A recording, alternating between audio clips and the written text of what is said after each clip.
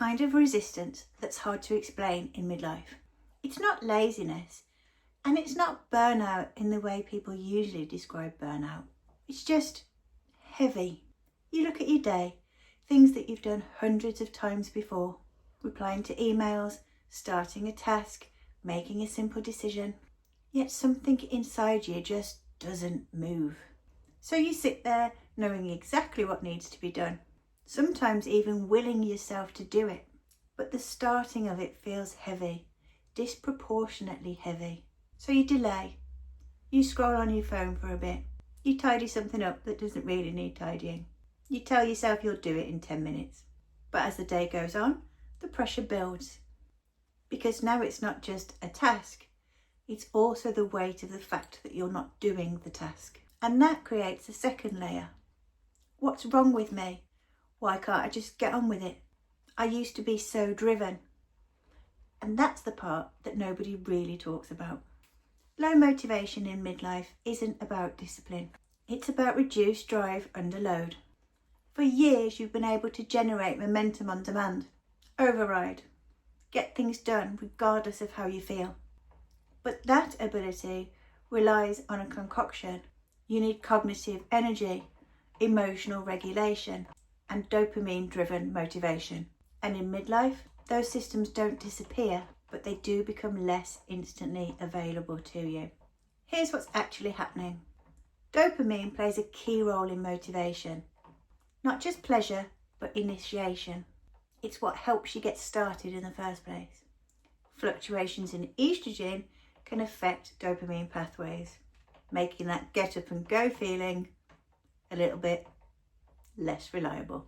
At the same time, if your system is carrying stress or cognitive load, then that energy is being used just to maintain your baseline functionality.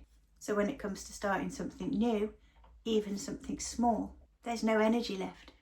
Not because you're incapable, but because your system is prioritizing stability over output. Here's the key distinction. You don't have a motivation problem. You have an energy allocation problem. And when you interpret that as laziness, you're adding pressure to yourself. And that drains the system even more, which makes starting even harder again, and the cycle carries on. So what can we do about it? This isn't about pushing harder.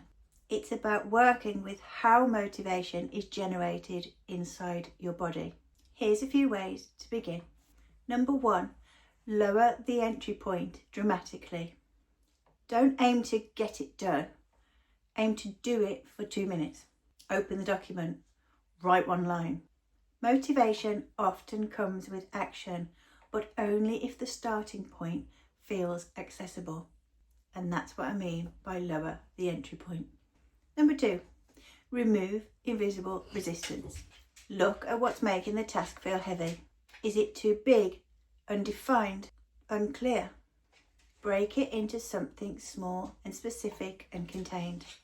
Clarity reduces friction against starting. Number 3, work with energy, not with time. Notice when your mental energy is naturally higher. Then use that window for anything where you need intention. Protect your energy wherever you can. Number 4, create completion loops. Your brain needs evidence of progress in order to release motivation. Finish small things deliberately. Tick them off. Have a checklist. That sense of achievement, of completion, helps rebuild forward movement. And number 5, stop labelling it as a character flaw. This isn't laziness, it's system overload, with reduced access to initiation energy. The more accurately you name it, the less internal resistance you're going to create. And maybe most importantly, remember you are not losing your drive. You're just being asked to generate it differently.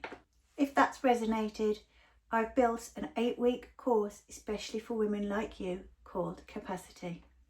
It's a guided program to help you rebuild energy so things feel doable again, not overwhelming.